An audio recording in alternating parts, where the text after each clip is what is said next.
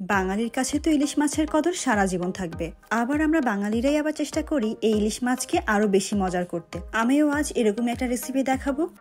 So hello everyone, it's me Pratibha and welcome to my another video. আজকে আমি ভাপা সর্ষে ইলিশ করে দেখাবো। যার জন্য আমাদের প্রথমেই ব্লেন্ড করে নিতে হবে কাঁচামরিচ, পেঁয়াজ আর আমাদের আজকের রেসিপির মেইন ইনগ্রেডিয়েন্ট সেটা হচ্ছে সরিষা। এই তিনটা উপকরণকে খুব ভালোভাবে একসাথে ব্লেন্ড করে নিব।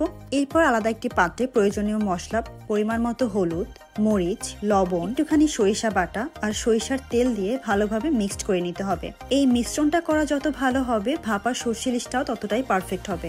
সর্ষে ইলিশ তো অনেকভাবে করা যায়, ভাপা সর্ষে ইলিশও কিন্তু অনেকভাবে করা যায়। এখানে ধরা বাঁধা কোনো নিয়ম নেই, যে যার পছন্দ মতো করতে পারবে। এরপর আলাদা একটা পাত্রে কিছুটা সরিষার তেল দিয়ে দেওয়া হয়েছে, মশলা দিয়ে ভালোভাবে মাখানো মাছটা দিয়ে দেওয়া হয়েছে।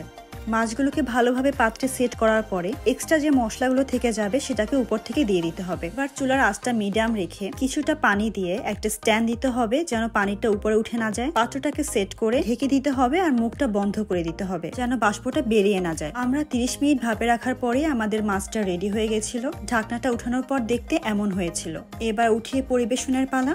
ইলিশ মাছের কদর তো রয়েছেই, আর এরকম একটা সাধারণ রান্নাও কিন্তু হয়ে উঠতে পারে অসাধারণ। আর আজকের ভিডিও এই পর্যন্তই। Hope you all like this video. সবাই ভালো থাকবেন, সুস্থ থাকবেন। আল্লাহ হাফিজ।